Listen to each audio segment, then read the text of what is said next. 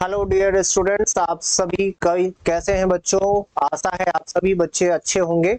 और आज की क्लास में हम लोग पुष्पीय पादपों में लैंगिक जनन टॉपिक की चौथी क्लास को डिस्कस करने वाले हैं। यानी आज जो है sexual reproduction in flowering plants या पुष्पीय पादपों में लैंगिक जनन टॉपिक की फोर्थ क्लास है या चौथी क्लास है। इससे पहले की 3 क्लासेस हो चुकी हैं और आज की क्लास में हम उसी क्रम में आगे के कॉन्सेप्ट को डिस्कस करेंगे एक एक करके। आज की क्लास हम लोग स्टार्ट करने वाले हैं एक प्रोसेस के द्वारा जो आपके एनसीईआरटी के सिलेबस में भी दिया गया है और 12th बोर्ड एग्जाम के रिगार्डिंग भी इंपॉर्टेंट है। और अगर मैं बात करूं तो नीट के एग्जाम पॉइंट ऑफ व्यू से तो बहुत ही इंपॉर्टेंट है ये। चलिए, माइक्रोस्पोरोजेनेसिस जिसे आप हिंदी में कहते हैं लघु बीजाणु जनन। अब अगर आप इसे ध्यान से देखिए तो इसमें 3 शब्द हैं। चलिए पहले बेसिक चीजें देख लेते हैं। इसे कह रहे हैं हम लोग लघु बीजाणु जनन। लघु बीजाणु जनन या माइक्रोस्पोरोजेनेसिस। माइक्रोस्पोरोजेनेसिस। देखिए, अगर हम इस हिंदी वाले टर्म को ही समझें तो लघु बीजाणु और जनन यहां पे है, और इंग्लिश में आप देखेंगे तो यहां पे माइक्रोस्पोर लिखा है और यहां पे जेनेसिस। लघु बीजाणु जिसे इंग्लिश में कहा जाता है माइक्रोस्पोर। क्या कहा जाता है? माइक्रोस्पोर कहा जाता है। और जेनेसिस वर्ड जो है ये रिलेट करता है या स्पष्ट रूप से जेनेसिस का मतलब होता है जनन की प्रक्रिया। तो यहाँ पे शब्द से ही हमें कुछ ऐसा क्लियर हो रहा है कि यह एक ऐसी जनन की प्रक्रिया है जिसमें लघु बीजाणुओं का उत्पादन होगा या लघु बीजाणुओं का निर्माण होगा। और बिल्कुल सही बात है कि इस जनन की प्रक्रिया में लघु बीजाणुओं का निर्माण होता है। यहाँ पे लघु बीजाणुओं का विकास होता है। लघु बीजाणुओं का विकास या माइक्रोस्पोर्स का डेवलपमेंट होता है। Development of microspores. माइक्रोस्पोर्स या लघु बीजाणुओं का विकास होगा इस प्रक्रिया के माध्यम से। तो अगर बहुत स्पष्ट रूप से बहुत ही कम शब्दों में इसे बताना हो या समझना हो तो हम ये समझ सकते हैं कि बेसिकली माइक्रोस्पोरोजेनेसिस या लघु बीजाणु जनन एक ऐसी जनन प्रक्रिया है या एक ऐसा प्रक्रम है जिसके माध्यम से माइक्रोस्पोर्स यानी लघु बीजाणुओं का उत्पादन होगा या विकास होगा। अब ये प्रक्रिया पूरी प्रारंभ कैसे होती है और कहां से प्रारंभ होती है इसके बारे में भी समझना अत्यंत आवश्यक है।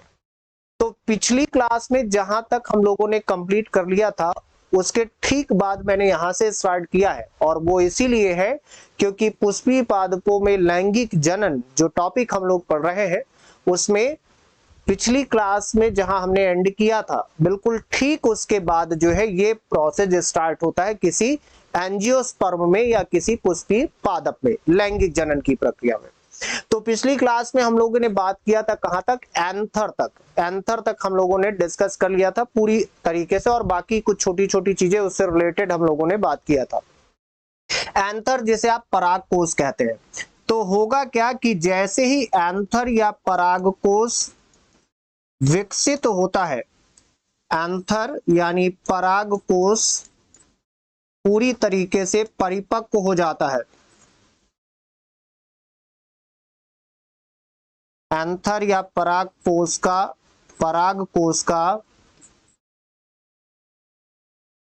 परिपक्व होना या मैच्योर होना। जैसे ही परागकोश परिपक्व हो जाता है यानी एंथर जैसे ही मैच्योर हो जाता है, तो एंथर के मैच्योर होने के साथ ही सबसे पहले क्या स्टार्ट होता है कि जो स्पोरोजेनियस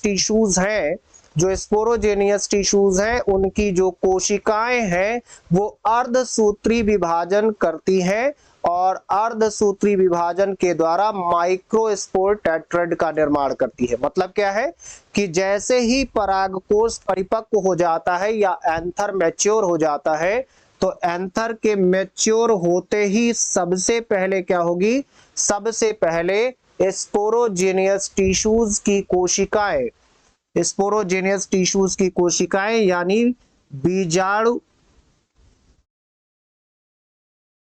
बीजाणु ऊतक जिसे आप कहते हैं, या स्पोरोजेनियस टिश्यूज, बीजाणु ऊतक की कोशिकाएं, ध्यान से समझिएगा इस कॉन्सेप्ट को। सबसे पहले क्या होगा, एंथर या परागकोश परिपक्व होगा, और जैसे ही परागकोश परिपक्व होगा तो इसके परिपक्व होते ही बीजाणु ऊतक की जो कोशिकाएं हैं यानी स्पोरोजेनियस टिश्यूज की जो सेल्स है या कोशिकाएं हैं, वो कोशिकाएं यानी बीजाणु ऊतक की कोशिकाएं अर्धसूत्री विभाजन करती हैं। अर्धसूत्री विभाजन, अर्धसूत्री विभाजन जिसे आप मियोसिस कहते हैं। तो अर्धसूत्री विभाजन के द्वारा, अर्धसूत्री विभाजन करेंगी और अर्धसूत्री विभाजन के द्वारा किसका निर्माण करती हैं, तो किसका निर्माण करती हैं, माइक्रोस्पोर टेट्राड का निर्माण करती हैं। माइक्रोस्पोर टेट्राड यानी लघु बीजाणु चतुष्टय का निर्माण करती हैं। किसका निर्माण करेंगी, माइक्रोस्पोर टेट्राड का फॉर्मेशन कर लेती हैं, के द्वारा माइक्रोस्पोर टेट्राड यानी लघु बीजाणु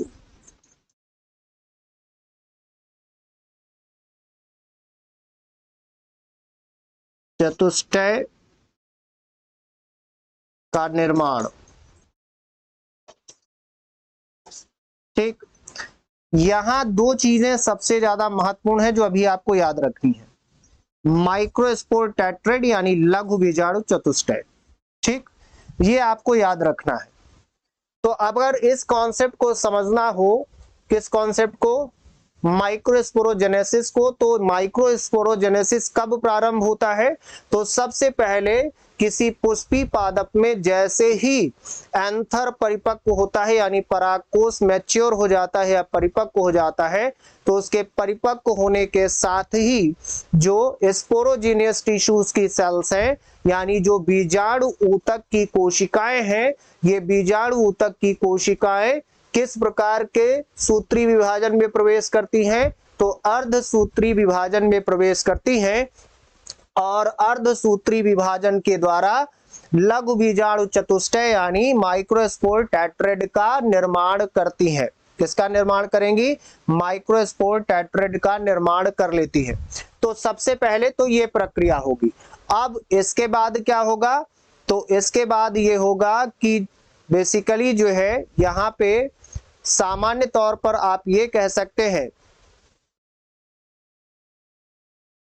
इनमें से ये जो टेट्राड का फॉर्मेशन होगा इस पूरे टेट्राड में या इस पूरे चतुष्टय में, प्रत्येक यानी जो हर एक, या आप कह सकते हैं कि जो प्रत्येक पॉलन है या माइक्रोस्पोर मदर सेल है, वो हर एक मदर सेल जो है पूरी तरीके से पोटेंशियल से भरी हुई होगी।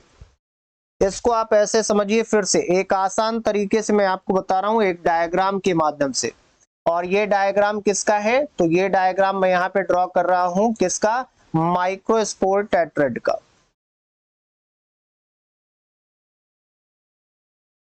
इसको आप ऐसे मान लीजिए।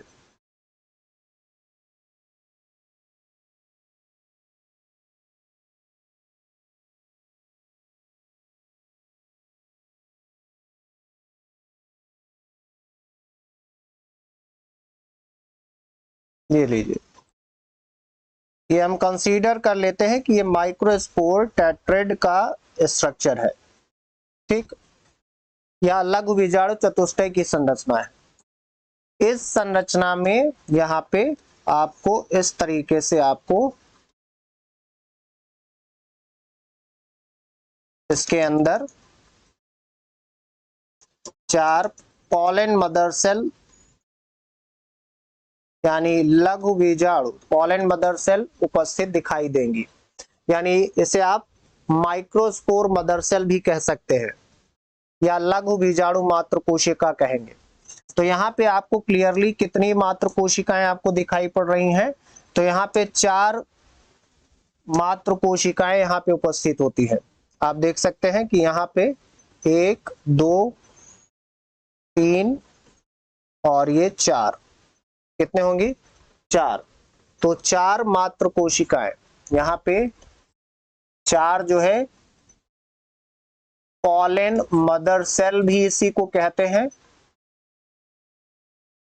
इसी को पॉलन मदर सेल भी कहा जाता है, याद रखिएगा पीएमसी या pollen mother cell. Pollen mother cell जिसे शॉर्ट में पीएमसी कहते हैं, या इसी को माइक्रोस्पोर मात्र कोशिका भी कहा जाता है। माइक्रोस्पोर मात्र कोशिका, माइक्रोस्पोर मदर सेल, शॉर्ट में एमएमसी। क्लियर हो रहा है? माइक्रोस्पोर मदर सेल या एमएमसी। तो ये वास्तव में पॉलन ग्रेन टेट्रेड है। पॉलन ग्रेन परागकण का जो चतुष्टय है ये वो है लघु बीजाणु चतुष्टय। क्लियर हो रहा है? चलिए अब आप इसमें अगर देखिए तो इसमें सबसे पहले क्या होगा, अभी मैंने आपको बताया कि जैसे ही माइक्रोस्पोर टेट्रेड यानी लघु बीजाणु चतुष्टय का निर्माण होगा, या तो इनमें से जो प्रत्येक है, जो प्रत्येक यहाँ पे माइक्रोस्पोर आपको दिखाई दे रहा है, वो एक पोटेंशियल पॉलन मदर सेल होगी। क्या होगी? एक पोटेंशियल पॉलन मदर सेल होगी, मतलब एक क्षमता युक्त मात्र कोशिका होगी। तो यहाँ पे याद रखिएगा कि ये 4 जो पीएमसी आपको दिखाई दे रहे हैं, ये क्या है? पोटेंशियल पॉलन मदर सेल है। पोटेंशियल पॉलन मदर सेल्स है। अब यहाँ पोटेंशियल पॉलन मदर सेल का क्या मतलब है? तो पोटेंशियल पॉलन मदर सेल का मतलब ये है कि ये एक ऐसी मात्र कोशिकाएं हैं या ऐसी पॉलन मदर सेल्स हैं या ऐसी जो है माइक्रोस्पोर मदर सेल्स हैं जिनमें क्षमता है आगे जाकर के माइक्रोस्पोर का डेवलपमेंट करने की, या लघु बीजाणुओं के उत्पादन या लघु बीजाणुओं के निर्माण की क्षमता उपस्थित होती है। ठीक है, तो आप देखिए यहाँ पे 4 आपको पॉलन मदर सेल दिखाई दे रही हैं, यानी 4 माइक्रोस्पोरेंजियम मदर सेल प्रेजेंट आपको दिख रही हैं। तो इसका माइक्रोस्पोर मदर सेल है, तो इसका मतलब यह है कि पोटेंशियल है, इसका मतलब ये आगे चल करके विभाजित होंगी और विभाजित होकर के पूरी तरीके से किसका निर्माण करेंगी? तो माइक्रोस्पोर का निर्माण करेंगी, यानी परागकणों का निर्माण करेंगी। इसका मतलब ये हुआ, ध्यान से समझिएगा, इसका मतलब ये हुआ कि जो माइक्रोस्पोरोजेनेसिस है या लघु बीजाणु जनन है, इस प्रक्रिया में जो लघु बीजाणुओं का या माइक्रोस्पोर्स का निर्माण होता है, वो निर्माण किसके द्वारा होगा? तो वो निर्माण होता है पॉलन मदर सेल के द्वारा, या पराग मात्र कोशिका के द्वारा, या फिर पॉलन मदर सेल को और भी क्या कहा जाता है? तो इसी को माइक्रोस्पोर मदर सेल भी कहा जाता है या लघु बीजाणु मात्र कोशिका भी कहा जाता है। तो इन्हीं 4 क्षमता युक्त लघु बीजाणु कोशिकाओं के कोशिका विभाजन के द्वारा ही लघु बीजाणुओं का या पराग कणों का विकास होगा या निर्माण होगा। ठीक है, तो यहां तक तो मैंने आपको बता दिया था कि ये प्रोसेस स्टार्ट कहां से होता है।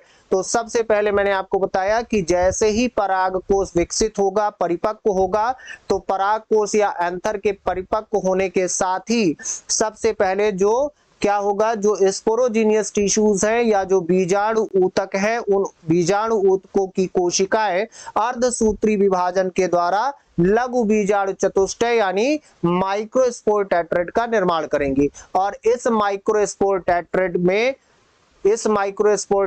में 4 क्या उपस्थित होंगे, तो 4 पीएमसी यानी पॉलन मदर सेल्स उपस्थित होंगी। और इन चारों में से प्रत्येक यानी हर एक जो पॉलन मदर सेल है या पीएमसी है, जिसे आप माइक्रोस्पोर मदर सेल भी कह सकते हैं या लघु बीजाणु मात्र कोशिका भी कह सकते हैं, ये चारों क्षमता युक्त होती हैं और आगे चल करके यही चारों कोशिका विभाजन करेंगी और कोशिका विभाजन के द्वारा अंतिम रूप से माइक्रोस्पोर्स का उत्पादन करेंगी यानी लघु बीजाणुओं का उत्पादन करेंगी। और माइक्रोस्पोर या लघु बीजाणु ही वास्तव में क्या होते हैं, तो परागकण होते हैं, अर्थात परागकणों का उत्पादन करेंगे। ठीक है, तो ये पूरी प्रक्रिया है। तो अगर हम इसे शॉर्ट में कहें, अगर आपसे ये कहा जाए कि माइक्रोस्पोरोजेनेसिस या लघु बीजाणु जनन क्या है, तो आप ये बता सकते हैं कि लघु बीजाणु जनन क्या है, तो पॉलन मदर सेल या फिर माइक्रोस्पोर मदर सेल अर्थात लघु बीजाणु मात्र कोशिका, लघु बीजाणु मात्र कोशिका में कोशिका विभाजन होगा। अब कौन सा कोशिका विभाजन होता है, तो अर्धसूत्री कोशिका विभाजन होता है, ये पहले ही मैंने आपको बताया है। तो यहाँ पे जो पॉलन मदर सेल है या माइक्रोस्पोर मदर सेल है यानी पीएमसी या एमएमसी, ठीक, पीएमसी या एमएमसी, यानी जो माइक्रोस्पोर मदर सेल है वो अर्धसूत्री विभाजन करेगी और अर्धसूत्री विभाजन के द्वारा माइक्रोस्पोर्स का निर्माण करेगी और इन्हीं माइक्रोस्पोर्स को लघु बीजाणु या परागकण कहते हैं और इस पूरी प्रक्रिया को क्या कहा जाएगा, माइक्रोस्पोरोजेनेसिस कहा जाएगा। अब आप इसे पढ़ करके भी देख सकते हैं, यहाँ पे यही चीजें हैं जो मैंने स्टेप बाय स्टेप आपको यहाँ पे समझाया है। देखिए माइक्रोस्पोरेंजियम में, अब ये तो आपको पता ही है कि ये पूरी प्रक्रिया कहाँ पे संपन्न होगी, तो ये कहाँ पे होगी, माइक्रोस्पोरेंजियम में होगा। माइक्रोस्पोरेंजियम को हिंदी में क्या कहते हैं, तो इसे लघु बीजाणु धानी कहा जाता है, लघु बीजाणु धानी। तो ये भी याद रखिएगा कि माइक्रोस्पोरोजेनेसिस या लघु बीजाणु जनन की प्रक्रिया कहां पे संपन्न होती है, तो लघु बीजाणु धानी में। ठीक है, तो लघु बीजाणु धानी में माइक्रोस्पोर मात्र कोशिका यानी एमएमसी, माइक्रोस्पोर मात्र कोशिका या लघु बीजाणु मात्र कोशिका के रिडक्शन विभाजन के द्वारा, बेटा यहाँ रिडक्शन विभाजन का मतलब या न्यूनकारी विभाजन का मतलब क्या है, तो यहाँ पे रिडक्शन डिवीजन या न्यूनकारी विभाजन का मतलब क्या है, रिडक्शन का मतलब घटना, कमी होना, न्यूनकारी विभाजन का मतलब कमी होना। तो कमी का मतलब क्या हो रहा है यहाँ पे, तो कोशिका विभाजन में दो प्रकार का कोशिका विभाजन आपने पढ़ा है, एक समसूत्री कोशिका विभाजन, दूसरा अर्धसूत्री कोशिका विभाजन। और आप जानते हैं कि अर्धसूत्री कोशिका विभाजन की प्रक्रिया में ही गुणसूत्रों की संख्या घटकर आधी रह जाती है, किसमें, संतत कोशिकाओं में। तो इसीलिए यहाँ पे जो ये न्यूनकारी विभाजन है, इस न्यूनकारी विभाजन का मतलब क्या है, ये किस प्रकार के कोशिका विभाजन की बात कर रहा है, तो ये अर्धसूत्री यानी मियोसिस सेल डिवीजन की बात कर रहा है, यानी अर्धसूत्री विभाजन की बात कर रहा है, जो मैंने अभी आपको एक्सप्लेन भी किया था।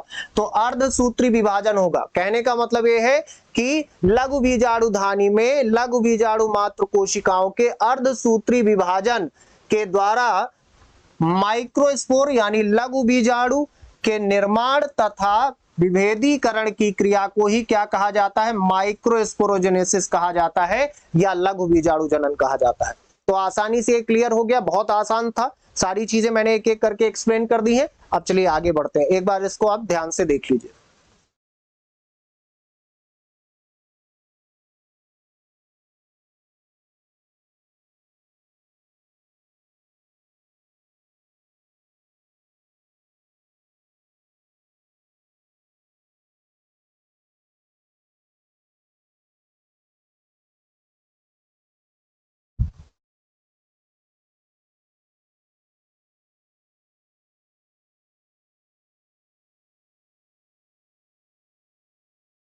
चलिए अब आगे बढ़ते हैं। आगे कह रहा है माइक्रोस्पोरोजेनेसिस का अध्ययन निम्न संरचनाओं के द्वारा किया जा सकता है। चलिए, तो ये सबसे पहले यहाँ पे आपको माइक्रोस्पोरोजेनेसिस की प्रक्रिया में जिन जिन स्ट्रक्चर्स फ्लावरिंग स्ट्रक्चर्स यानी जिन पुष्पीय संरचनाओं को स्टडी करना है वो यहाँ पे हम लोग बात कर रहे हैं। सबसे पहले हम लोग यहाँ पे किस स्ट्रक्चर या किस संरचना की स्टडी करने वाले हैं, तो यहाँ पे सबसे पहले हम लोग बात करने वाले हैं एंथर की। किसकी बात करने वाले हैं? एंथर की बात करने वाले हैं। और मैंने पहले ही आपको बताया था कि एंथर क्या है, तो पराग कोश को ही क्या कहा जाता है? एंथर कहा जाता है। यानी हम लोग यहाँ पे किसकी स्टडी करने वाले हैं? परागकोश की। हालांकि परागकोश के बारे में काफी कुछ हम लोग पहले ही पढ़ चुके हैं। चलिए यहाँ पे भी देख लेते हैं। देखिए यहाँ पे कह रहा है स्टमन के फर्टाइल भाग को एंथर कहते हैं। बहुत आसान सी बात है, ये तो आप तो जानते ही है कि स्टमन जिसे क्या कहा जाता है? पुंकेसर। स्टमन या पुंकेसर। और स्टमन का जो ऊपरी भाग है या शीर्ष भाग है, ये पूरा पुंकेसर है। और इस पुंकेसर का जो ये शीर्ष भाग है, शीर्ष भाग, इस शीर्ष भाग को ही क्या कहा जाता है? तो इसी को परागकोश या एंथर कहते हैं। इसी को परागकोश कहते हैं या एंथर कहते हैं। ये तो हमने पढ़ा ही था। चलिए, तो स्टमन, अब ये फर्टाइल या उर्वर भाग होता है। फर्टाइल या उर्वर क्यों कहते हैं? यहाँ पे देखिए आप कह रहा है कि स्टमन यानी पुंकेसर का जो उर्वर भाग है वो एंथर होता है। ये उर्वर भाग है, फर्टाइल पार्ट है। फर्टाइल पार्ट इसे क्यों कह रहे हैं? क्योंकि भैया जो गैमेट है या युग्मक है उसका निर्माण तो इसी के अंदर होता है ना। तो बेसिकली जो प्रजनन की प्रक्रिया है वो उसी युग्मक के माध्यम से तो संपन्न हो रही है। तो इसीलिए इसे क्या कहते हैं कि ये फर्टाइल भाग है या उर्वर भाग है। प्रत्येक एंथर 2 पालियों का बना होता है। ये मैंने आपको पहले ही बताया था अभी कि एंथर में यानी परागकोश में कितने लोब्स होते हैं? तो मैंने पहले ही बताया था कि इसमें 2 लोब होते हैं। इसमें 2 लोब्स होते हैं, ये मैंने पहले आपको बताया था यहाँ पे, ठीक है। और ये लोब्स आपस में किसके द्वारा जुड़े होते हैं? तो इन लोब्स को आपस में जोड़ने का कार्य एक तरीके का ऊतक करता है। जो कौन सा ऊतक होता है? तो कनेक्टिव टिश्यू होता है, ठीक है। तो दोनों लोब्स को जोड़ने के लिए क्या होता है? यहाँ पे कनेक्टिव टिश्यू होता है या संयोजी ऊतक होता है। कनेक्टिव टिश्यू या संयोजी ऊतक के माध्यम से आपस में जुड़े रहते हैं, ठीक। एंथर की प्रत्येक पाली में 2 पराग कक्षक होते हैं। अब मैंने आपको ये भी बताया था पीछे कि इस तरीके से एंथर की संरचना में अगर आप देखेंगे तो यहाँ पे इस तरीके से वर्टिकली ये 2 लोब्स में डिवाइडेड रहता है ना। और यहाँ पे हर एक लोब में आपको 2 कक्षक इस तरीके से आपको मिलेंगे। 1 2 यहाँ भी, 1 2 यहाँ भी।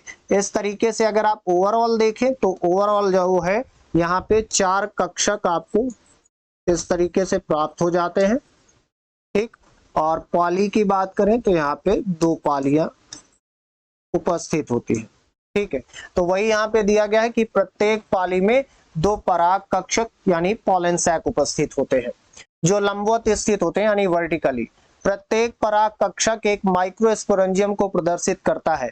जो पॉलन सैक है वो पॉलन सैक किसे डिनोट करता है?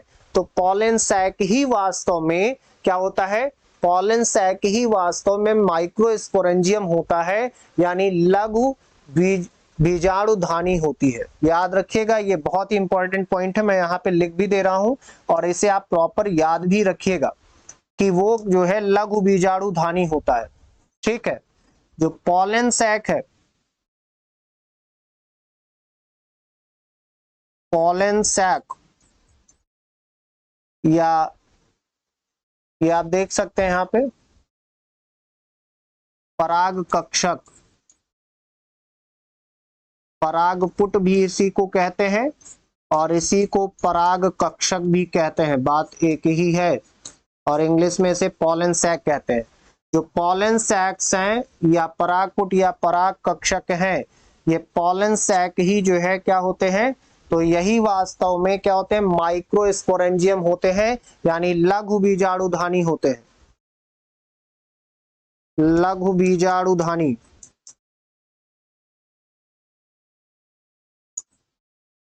लघु बीजाणुधानी होते हैं, ठीक है, या माइक्रोस्पोरेंजियम होते हैं।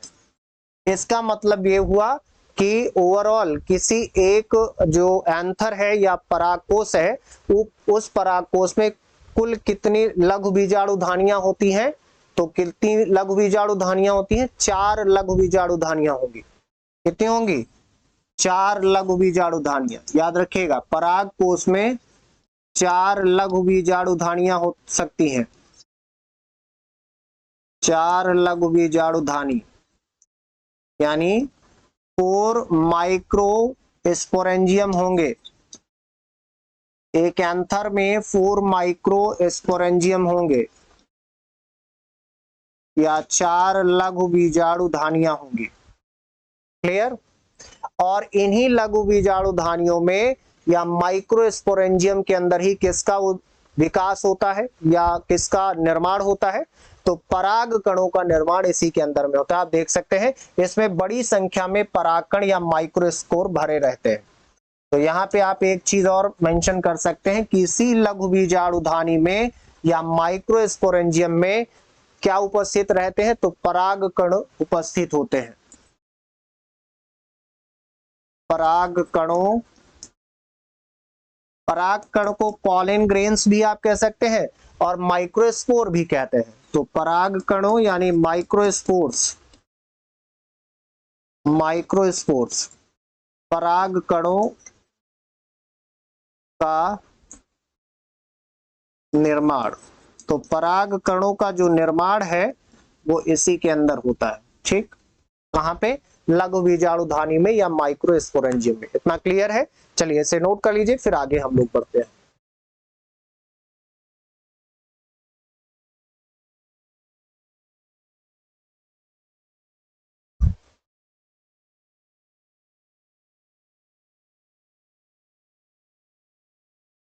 हो गया, चलिए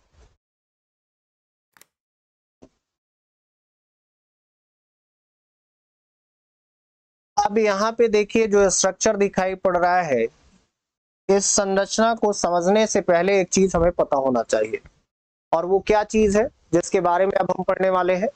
तो यहाँ पे बेसिकली एंथर के बारे में ही एक चीज हमें पढ़नी है।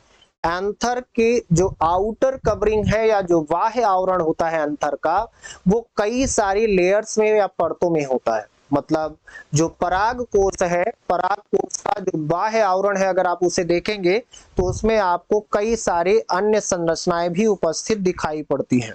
ठीक है, जैसे आप ये कह सकते हैं कि बेसिकली उसमें कई सारे आवरण उपस्थित होते हैं। ठीक है,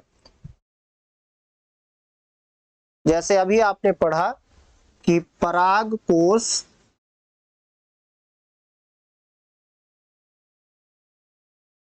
कोश या जिसे आप एंथर कह रहे हैं, पराग कोश या एंथर, इसमें कुल कितने लघु बीजाणुधानियां हैं।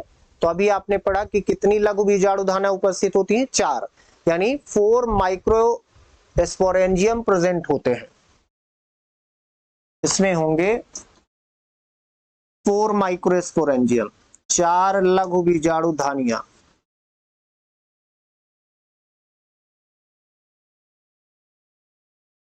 चार लघु बीजाणुधानी यानी 4 माइक्रोस्पोरेंजियम, ये उपस्थित होंगे इसकी संरचना में। क्लियर, 4 माइक्रोस्पोरेंजियम प्रेजेंट होंगे इसके पूरे स्ट्रक्चर में। और इसको आप ये भी कह सकते हैं कि ये माइक्रोस्पोरेंजियम है, या फिर इसी को आप पॉलन सैक भी कहते हैं या परागपुट भी कह सकते हैं। इसी को पॉलन सैक भी कहते हैं या परागपुट भी इसी को कहा जाता है। अच्छा, कहीं कहीं इसे पराग कक्षक भी कहते हैं।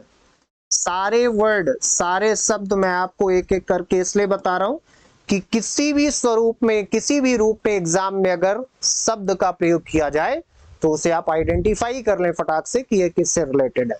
तो चाहे लघु बीजाणु धानी परागपुट या परागकक्षक कहे, बात एक ही है। उसके लिए माइक्रोस्पोरेंजियम, पॉलन सैक कुछ भी यूज किया जा सकता है। क्लियर है इतना? चलिए, अब यहाँ पे सबसे महत्वपूर्ण बात ये हो जाती है कि यहाँ पे जो माइक्रोस्पोरेंजियम वॉल है, यानी जो लघु बीजाणु धानी के चारों तरफ का आवरण है, उसमें 4 परतें उपस्थित होती है। ठीक है। अब अगर यहां पे हम बात करें माइक्रोस्पोरेंजियल वॉल की, माइक्रोस्पोरेंजियल वॉल जिसे आप कह सकते हैं लघु बीजाणु धानी भित्ति,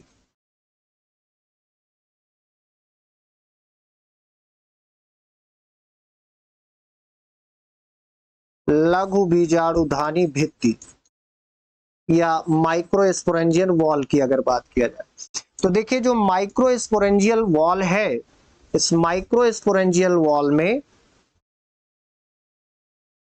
इसकी संरचना को अगर देखा जाए तो इसकी संरचना में 4 परतें उपस्थित होती है।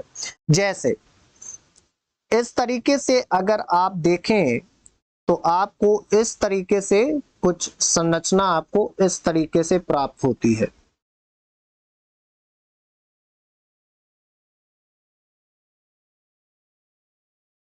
इस रूप में ऐसे।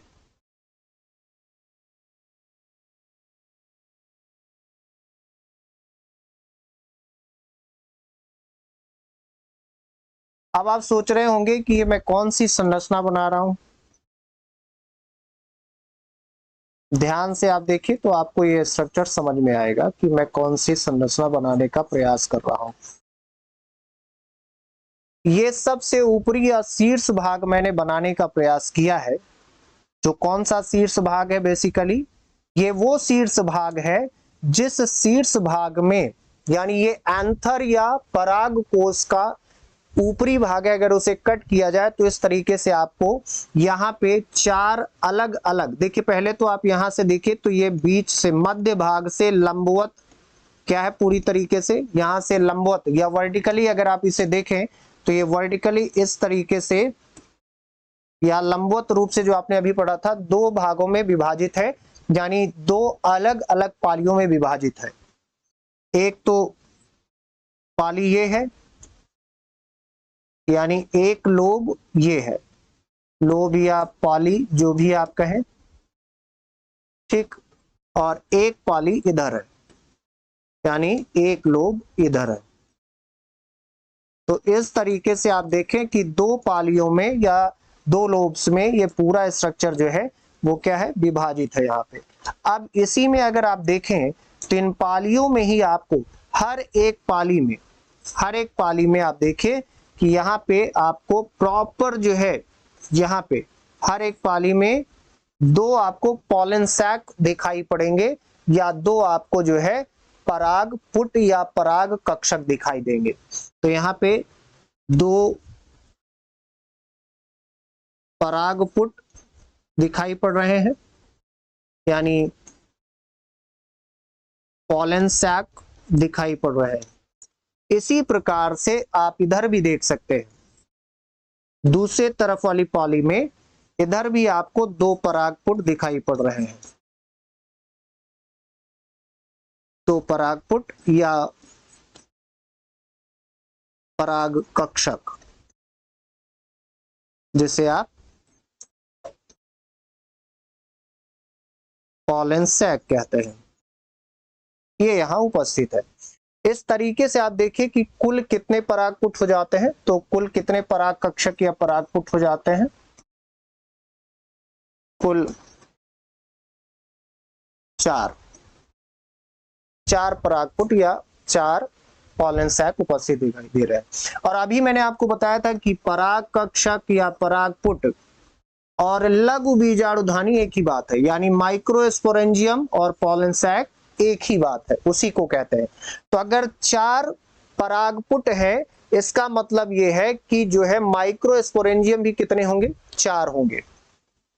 इसका मतलब लघु बीजाणुधानी भी कितनी होगी?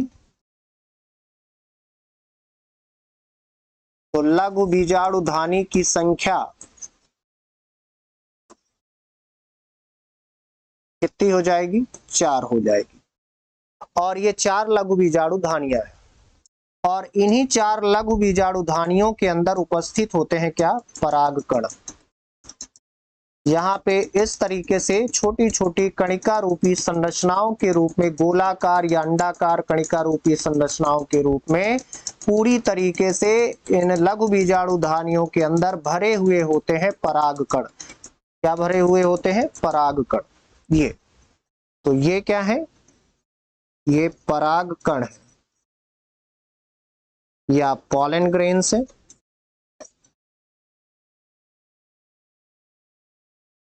डायग्राम के माध्यम से समझिए, बहुत आसान है, ठीक है।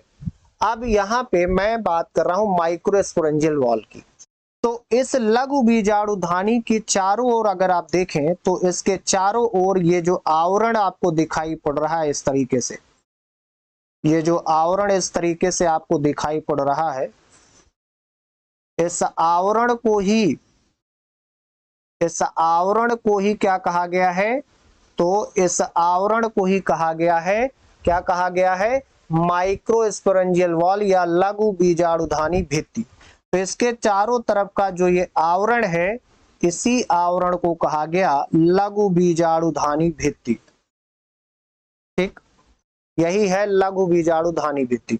अब इस लघु बीजाणुधानी भित्ति की अगर बात करें तो ध्यान से समझिएगा, थोड़ा सा आगे बढ़ते हैं। ये देखिए आप, ये उसी का स्ट्रक्चर है, यहाँ पे ये उसी की संरचना है। तो वास्तव में है क्या कि लघु बीजाणुधानी भित्ति यानी माइक्रो स्पोरेंजियल वॉल, माइक्रोस्पोरेंजियल वॉल या लघु बीजाणुधानी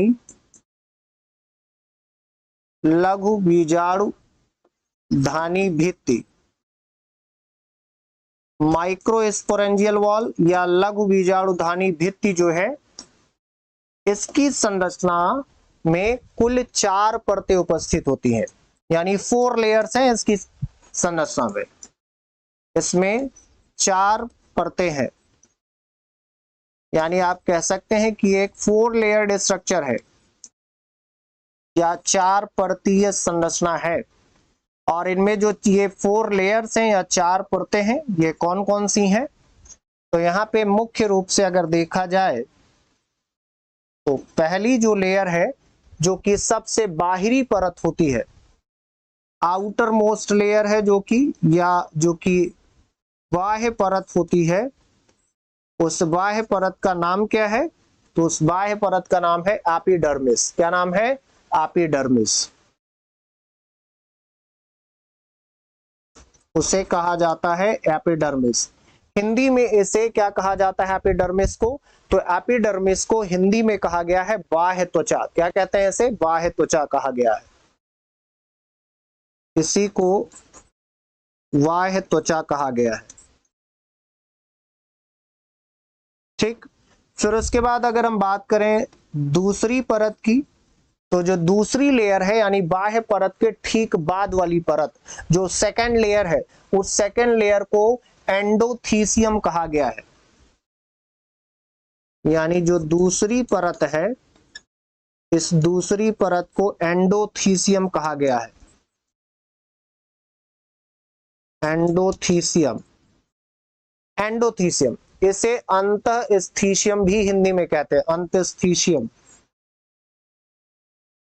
अंतःस्थीसियस, हिंदी में से अंतःस्थीसियस कहते हैं या एंडोथीसियम कहा जाता है। फिर तीसरी परत की अगर बात किया जाए, थर्ड लेयर की, तीसरी परत, तो थर्ड लेयर जो है, थर्ड लेयर या तीसरी परत को मिडिल लेयर कहा जाता है या मध्य परत कहा गया है। इसी को मिडिल लेयर या मध्य परत कहा गया है। मिडिल लेयर या मध्य परत, मध्य परत कहा गया है। एंड द फोर्थ वन, जो सबसे चौथी और आंतरिक परत है, जो सबसे आंतरिक परत है, उस सबसे आंतरिक परत को टैपेटम कहा गया है। क्या कहा गया है? टैपेटम कहा गया है। इसी को टैपेटम कहा गया है। हिंदी में इसे टैपेटम कहते हैं, टैपेटम। तो इस तरीके से ये चार परतें उपस्थित होती हैं लघु बीजाणुधानी की भित्ति में या माइक्रोस्पोरेंजियल वॉल पे। अब इसे आइए डायग्राम के थ्रू आइडेंटिफाई कर लेते हैं हम लोग। देखिए, सबसे बाह्य परत ये है बेटा, यहां से ये जो लेयर आपको दिखाई पड़ रही है आउटर में, ये जो आउटर लेयर आपको यहां से इस तरीके से दिखाई पड़ रही है, मैं यहाँ पे इस तरीके से इसे हाईलाइट करके आपको दिखा देता हूं। ये जो आउटर लेयर पूरी तरीके से आपको यहां से दिखाई पड़ रही है इस तरीके से, ये पूरी की पूरी बाह्य भित्ति या बाह्य परत जो है, ये बाह्य परत जो है ये कौन सी है? तो ये पूरी बाह्य परत जो है आपका सबसे आउटर लेयर है, जिसे एपिडर्मिस कहा गया है। क्या कहा गया है? एपिडर्मिस कहा गया है। और इसी एपिडर्मिस को हिंदी में क्या कहते हैं? तो इसी को बाह्य त्वचा कहा गया है, क्योंकि ये सबसे एक्सटर्नल या सबसे बाहरी लेयर है। सबसे बाहरी लेयर या सबसे बाहरी परत होने के कारण एपिडर्मिस को बाह्य त्वचा भी कहते हैं। फिर इसके बाद जैसे ही आप इसके अंदर प्रवेश करते हैं, तो जैसे ही आप अंदर प्रवेश करेंगे तो इसके अंदर जो सेकंड लेयर है वो आप ठीक देख सकते हैं यहां से इस तरीके से, इस तरीके से ये रेड कलर में मैं यहाँ दिखा रहा हूं, जो यहाँ पे इस तरीके से स्टार्ट हुई है और इस तरीके से यहाँ पे ये पूरी तरीके से स्प्रेड है। ठीक, ये आप देख सकते हैं और ये इसकी तुलना में काफी ब्रॉड है। ठीक है, काफी ज्यादा ब्रॉड है ये परत,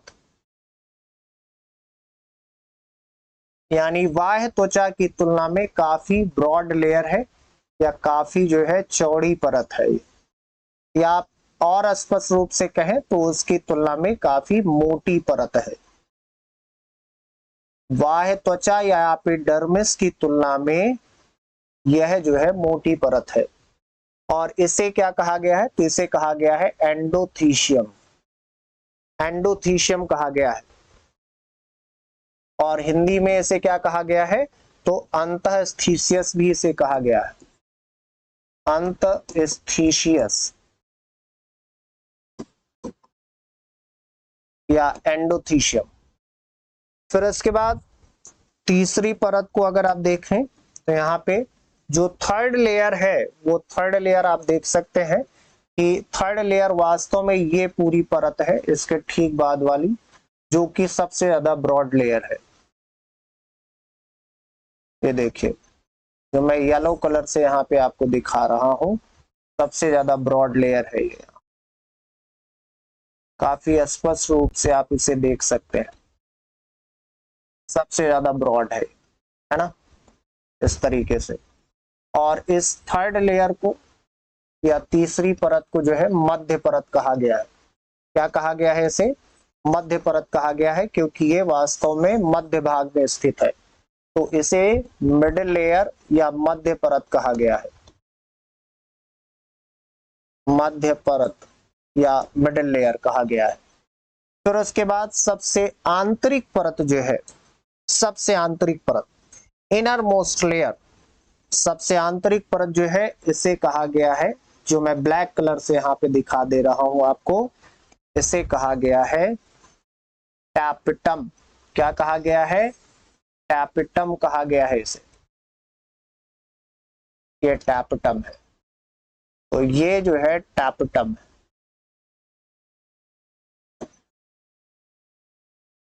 टैपेटम। तो इस तरीके से आप देख सकते हैं 4 परतें उपस्थित होती हैं। अब इन चारों परतों के अपने अलग अलग कार्य हैं, अलग अलग फंक्शन हैं। अगर हम देखें तो इन चारों परतों का अपना एक महत्वपूर्ण स्थान है इस पूरी संरचना में। ठीक है, यहाँ पे अगर हम टैप्टम की बात करते हैं तो टैप्टम 2 प्रकार का होता है। एक चीज याद रखिएगा, फंक्शन के बारे में तो अभी हम बात करेंगे, लेकिन फिलहाल आप ये याद रखिएगा कि जो टैप्टम है, इस टैप्टम के 2 प्रकार हैं। 2 प्रकार हैं। कौन कौन से 2 प्रकार हैं?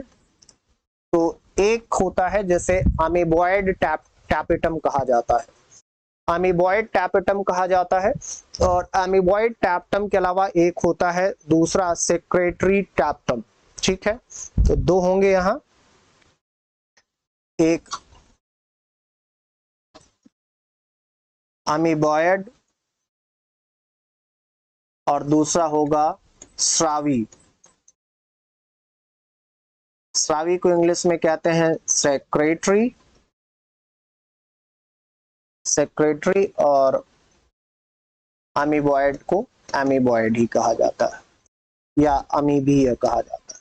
तो 2 प्रकार का ये होता है, किसी किसी में अमीबॉयड प्रकार का होगा और किसी में टैपेटम प्रकार का होगा। ठीक, अब इसमें इसके आगे हम लोगों को बेसिकली पढ़ना है कि इन चारों परतों के मुख्य कार्य क्या है, इन चारों लेयर्स के फंक्शन क्या है और इनका महत्वपूर्ण स्थान क्या है इस क्षेत्र में। तो इसके आगे हम लोग अगली क्लास में पढ़ेंगे। आज के लिए इतना ही, फिर मिलेंगे।